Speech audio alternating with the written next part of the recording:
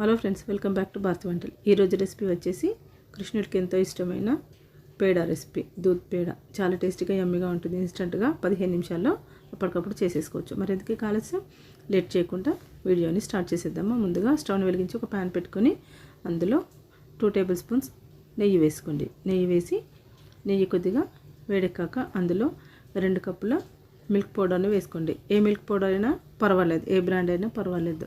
2 కప్పులు milk powder తీసుకొని వేసి స్టవ్ని సిమ్లో పెట్టేసి 7-8 నిమిషాల వరకు కలుపుతూ బాగా ఫ్రై చేసుకోండి. కాస్త కలర్ మారే వరకు, గోల్డెన్ కలర్ వచ్చే వరకు ఈ మిల్క్ పౌడర్ని స్టవ్ని సిమ్లో పెట్టి బాగా కలుపుతూ ఫ్రై చేసుకోండి. ఇలా గోల్డెన్ కలర్ వచ్చాక ఇందులో పాలను పోసుకుంటూ బాగా కలుపుకుందాము. ముందుగా 1/2 కప్పు పాలను పోసుకోండి. కాచి చల్లార్చిన పాలను పోసేసుకొని 1/2 కప్పు పోసి బాగా కలుపుకోండి ఉండలు లేకుండా. ఆ తర్వాత మిగతా 1/2 కప్పును కూడా పోసేసి బాగా ఉడికించుకోండి. పాలలో బాగా ఉడికేట్టు కలుపుతూ ఉడికించుకోండి. స్టవ్ని సిమ్లో పెట్టి మాత్రమే దీన్ని ఉడికించండి. 2 కప్పుల మిల్క్ పౌడర్కి 1 కప్పు పాలు కరెక్ట్గా సరిపోయాయి. చూడండి, ఇలా దగ్గరగా వచ్చే వరకు ఉడికించుకొని ఇందులో కొద్దిగా ఇలాచీ పౌడర్ వేసుకోండి. 1/2 టీ స్పూన్ ఇలాచీ పౌడర్ వేసి మరొకసారి ఇలా బాగా కలిపేసుకోండి.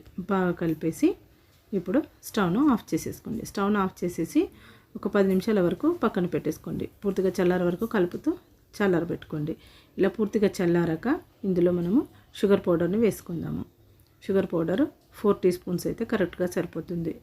2 కప్పుల మిల్క్ పౌడర్కి 1 కప్పు పాలు, అలాగే 4 టీ స్పూన్స్ షుగర్ పౌడర్ పర్ఫెక్ట్గా సరిపోతాయి. ఇలా షుగర్ పౌడర్ వేసుకున్నాక బాగా కలిపేసుకోండి.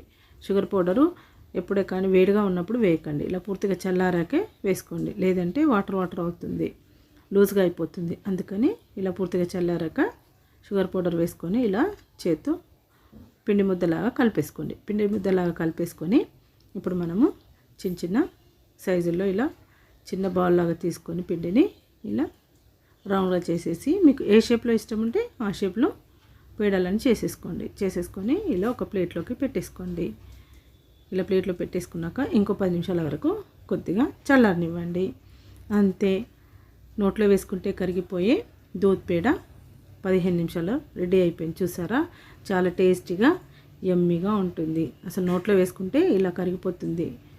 స్వీట్ షాప్ స్టైల్లో దూద్ పేడని ఇంట్లోనే 2-3 ఇంగ్రీడియంట్స్తో ఈజీగా సింపుల్గా మీరు కూడా చేసేసి దేవునికి ప్రసాదంగా పెట్టేసుకోండి. మరెందుకు ఆలస్యం, లేట్ చేయకుండా మీరు కూడా ఇంట్లో ఈరోజు ఈ దూద్ పేడని ట్రై చేసి చూసి ఎలా వచ్చిందో మీ ఫీడ్బ్యాక్ని కమెంట్ సెక్షన్లో షేర్ చేయడం మాత్రం మర్చిపోకండి. మరొక మంచి వీడియోతో మళ్ళీ కలుద్దాం. Thank you for watching friends.